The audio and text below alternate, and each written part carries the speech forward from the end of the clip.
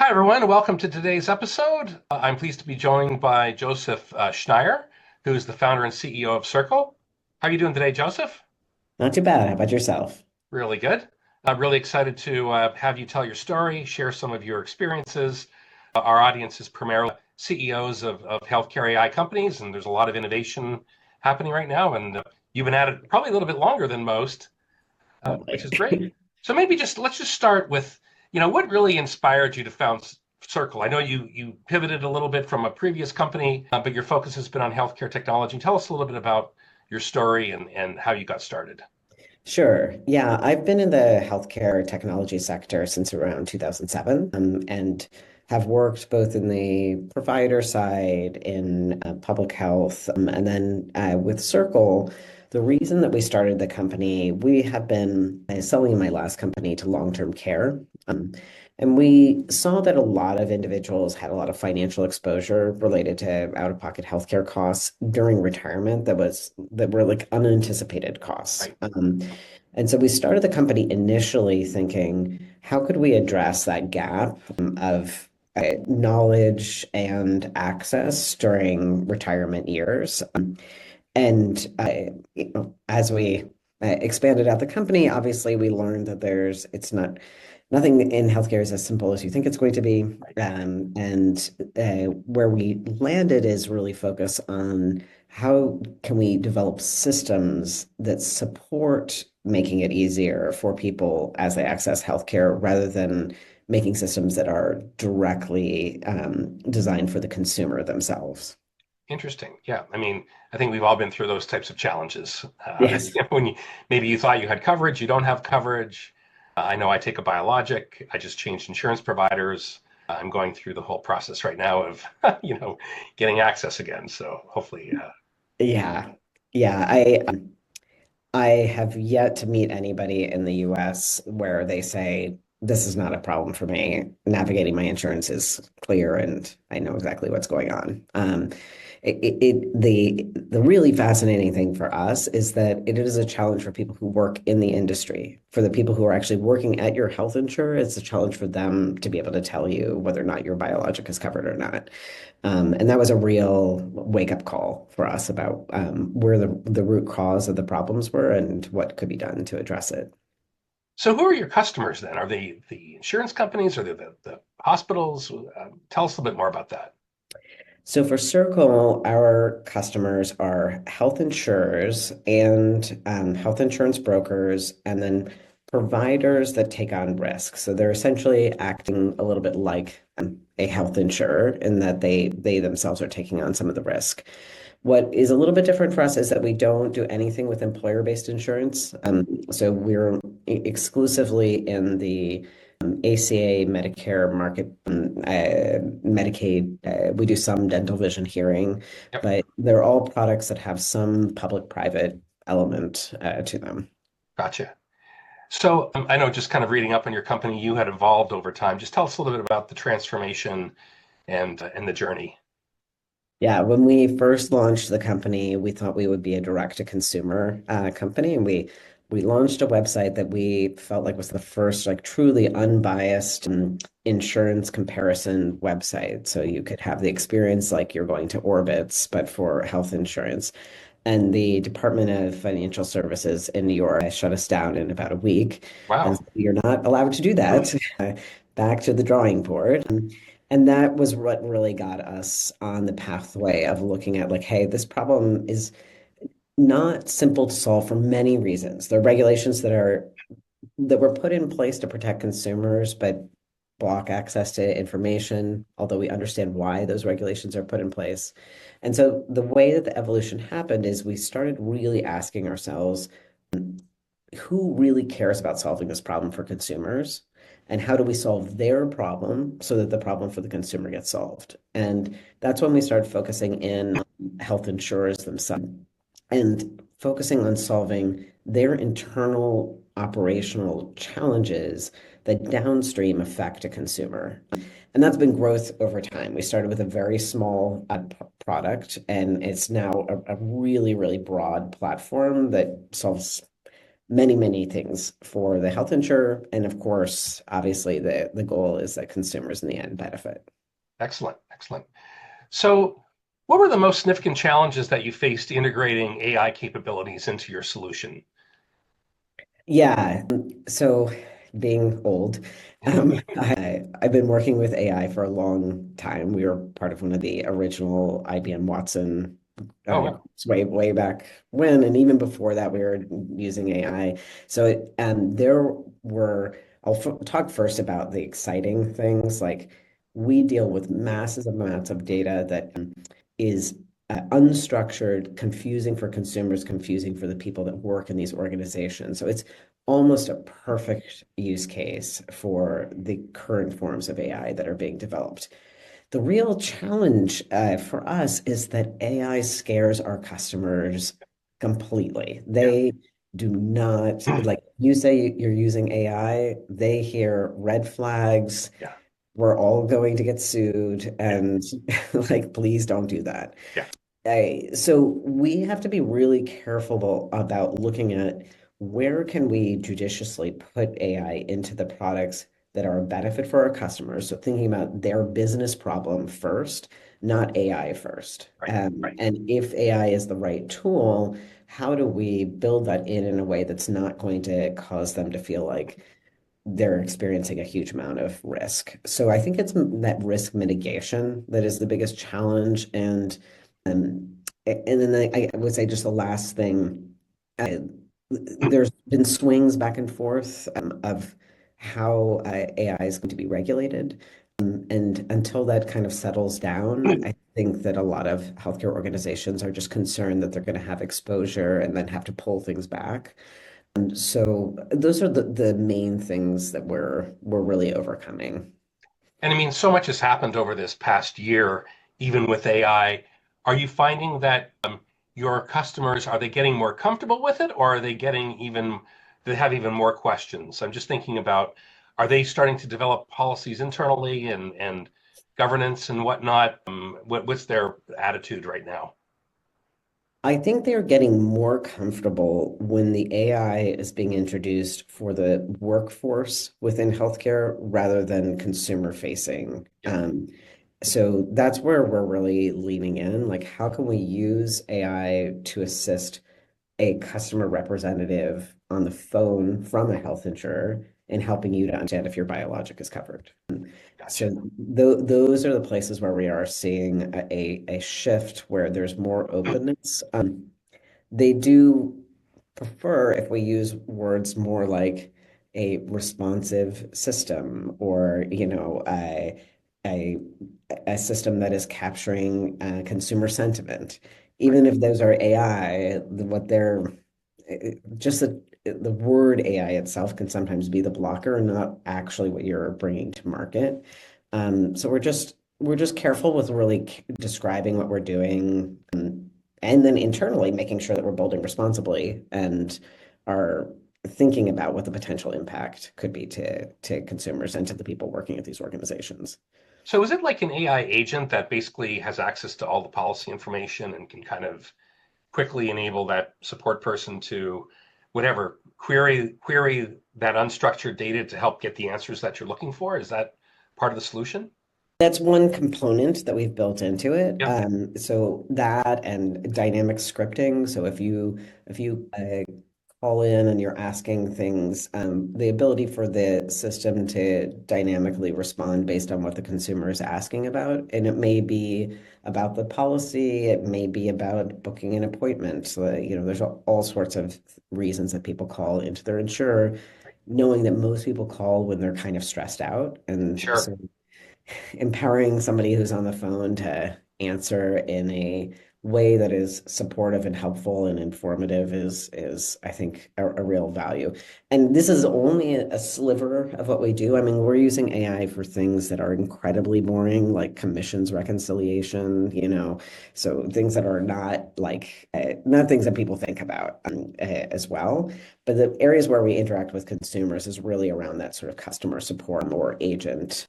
It's agents, Right, support right. consumers. But at Yeah. the end of the day, it's all about improving the workflow, right? And better, faster, fewer mistakes. better right. responsiveness to the customer. Yeah. Looking at where are there manual tasks still where we Yep. can create efficiencies there.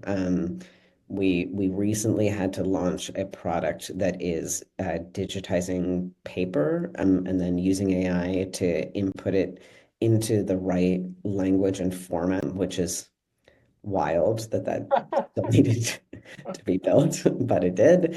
But there are things like that that 5 years ago would have just been incredibly expensive and Oh my onerous. goodness. Yeah. And now, you know, it's very simple for us to figure out how to launch these sort of micro products. Interesting. So just kind of going back to the customer experience, like the agent and the customer, how far away or how close are we to having that automated? You hear a lot about that sort of automating customer support. I know in this case, you had mentioned that I know from my personal experience, when you're trying to get your biologic approved, and I mean, if somebody sort of connected me to, an automated agent, I probably would want to reach through the phone and kill them.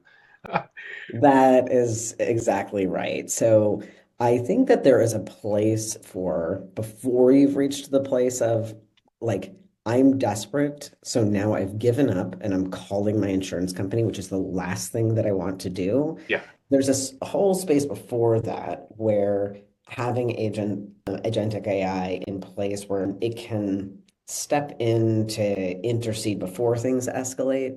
There's a lot of space for that. There are a lot of things that could be solved earlier on before they escalate. But by the time somebody's on the phone and they're actually making a phone call, they really want to talk to a human. And so right. I think empowering the human to be able to help the other human using AI is like Well, a that's a great point because not only do you want to talk to a human, you want to talk to a competent human. exactly, And you exactly. don't want to get bounced around. Right, right. And just like, oh, I'm not sure how to, like, I know when I call into my insurer, half the times the things they say, I'm like, that is not correct. Like, Right. Do you know who I you're know it's talking not to? right. Like, I actually built for myself just because I was getting so frustrated calling my own insurer, my Right. own little insurance agent that where I populated it with our formulary and explanation of benefits and, provider database so that I wouldn't have to call them any it's painful, but it's painful not because the people on the other end of the call are trying to make things difficult for you. It's painful because they actually don't have the right Oh, resources.